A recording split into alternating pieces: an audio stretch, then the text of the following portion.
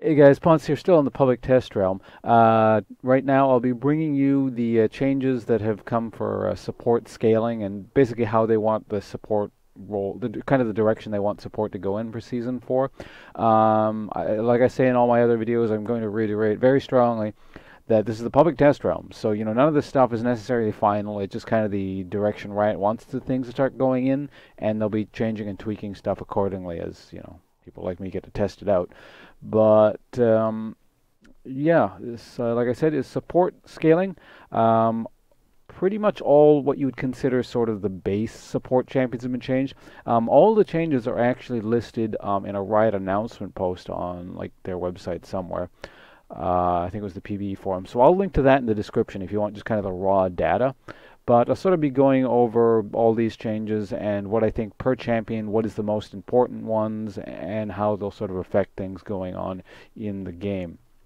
I'm playing on Soraka right now because, I kind of feel like Soraka probably is getting the most changes in terms of the fact that she's going to go from something that I consider probably one of the most useless champions in the game. Well, in the sense that she's very passive and doesn't kind of carry or affect anything at all. And they're changing a lot of things with her. So I'm going to start with her. So to start off, basically, her base health is increased to 405 from 375. Health per level increased to 76.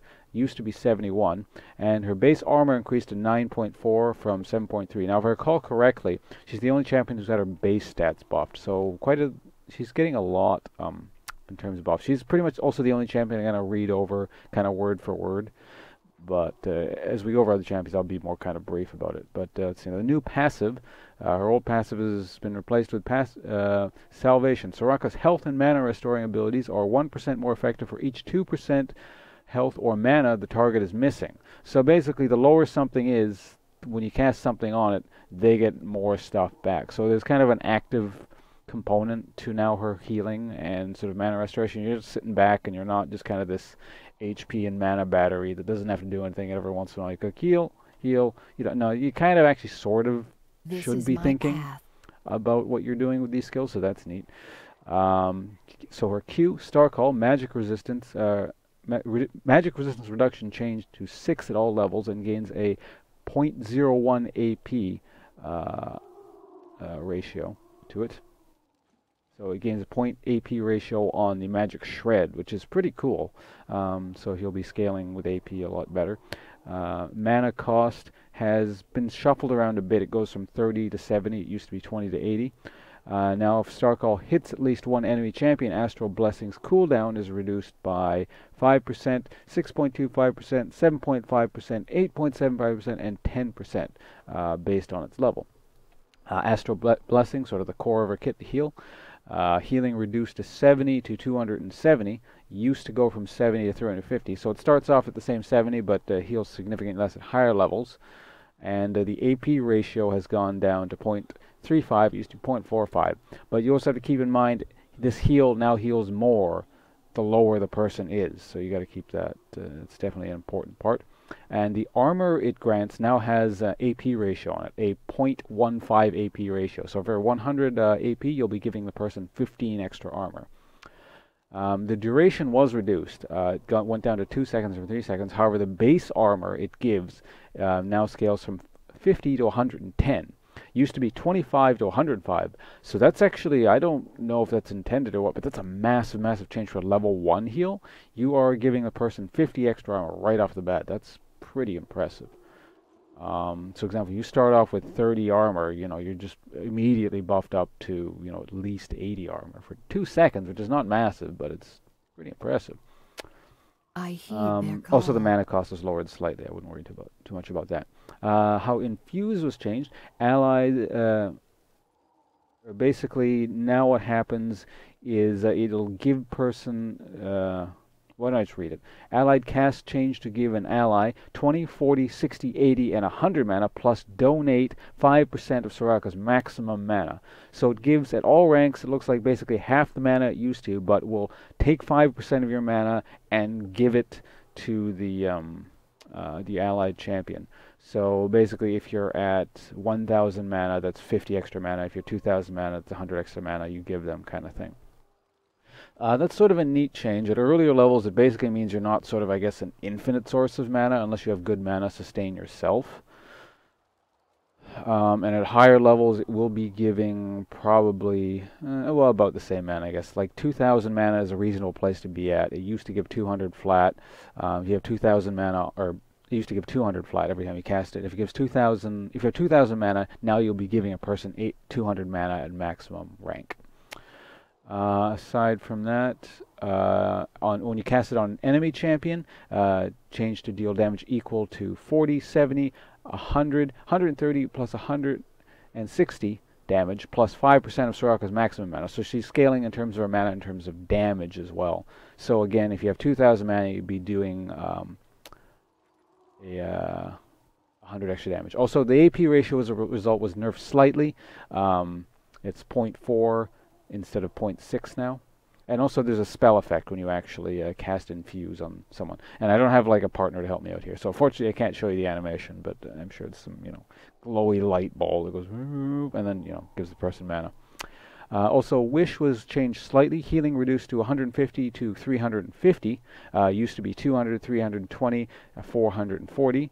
And the AP ratio was reduced to 0.55. It used to be 0.7.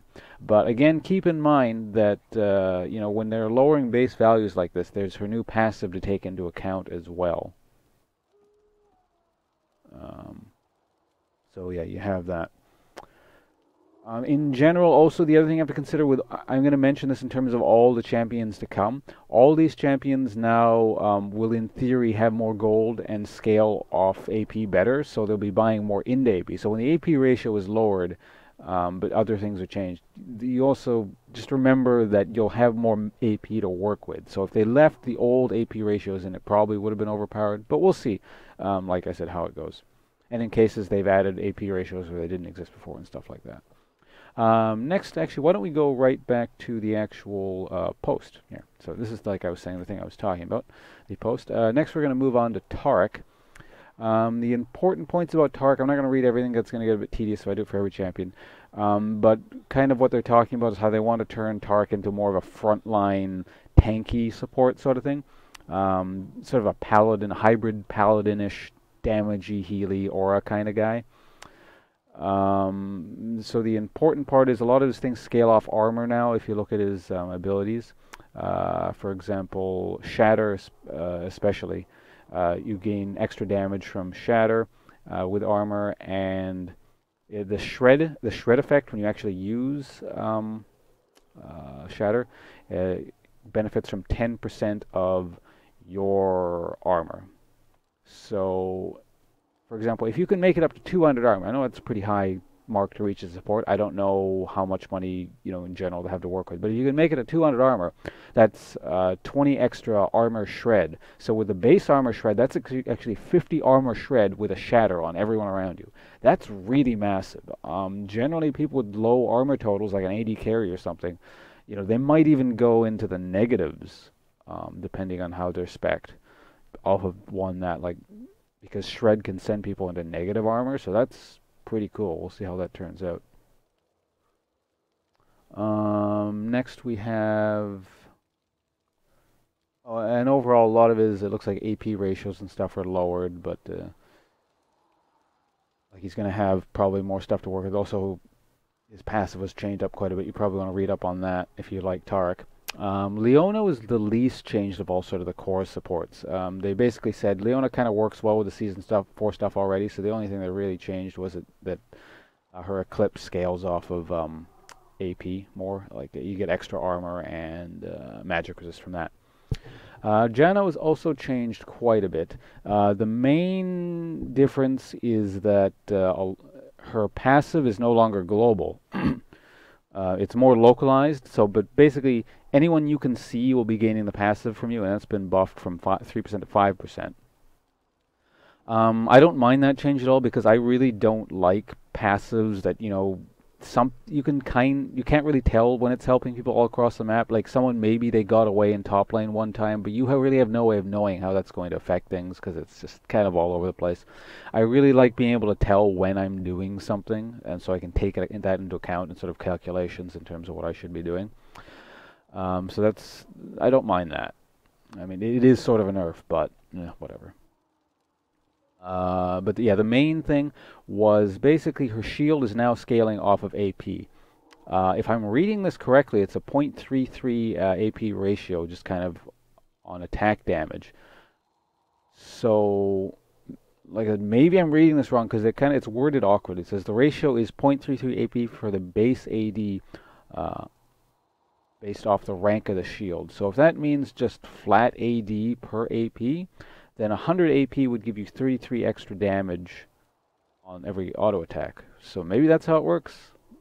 Just don't quote me on that one. We'll figure out how that works later, precisely. But if that's the case, that's a pretty big buff. Aside from that, yeah, there's like AP ratios on her Howling Gale, or not Howling Gale, her where is it? Her Zephyr and stuff. Howling Gale has been nerfed. Like, there's really no other way of looking at this. But frankly, I don't care. Howling Gale is just a convenient knock up 90% of the time. Anyway, you put it down and you knock the person up. Maybe AP mid Jana might suffer from this or something like that. But again, really, who cares? I'm sure like maybe 3 of you guys out there doing are furiously typing some sort of angry message at me. But play a real mid, damn you. Next we have Nami. Nami's nothing too major in terms of how she's changed. Like, there's a lot more AP scaling with her abilities, so there's reasons to build AP. For example, if you get 100 AP, you get 10% extra movement speed on the passive thing. But other than that, just general kind of AP scaling. And as a result, Tidal Wave had to have its AP ratio reduced a bit because, like I said earlier, if you have more AP, it just becomes stronger in general. Sona is, I wouldn't say massively different. It seems like they're moving away from damaging people with Hymn of Valor, or at least less so, because again, she's going to have more AP in theory. So the ratio on it went down from 0.7 down to 0.5. And now they're adding scaling with the Power Chord and Song of Celerity.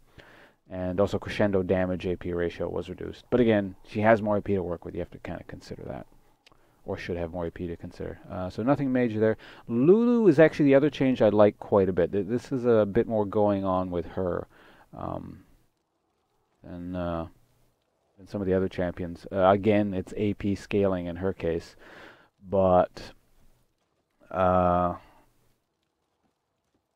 she always worked quite well with AP in my opinion anyway. Like, that's why it was weird, but I like playing her top lane and stuff. So you had more money to work with.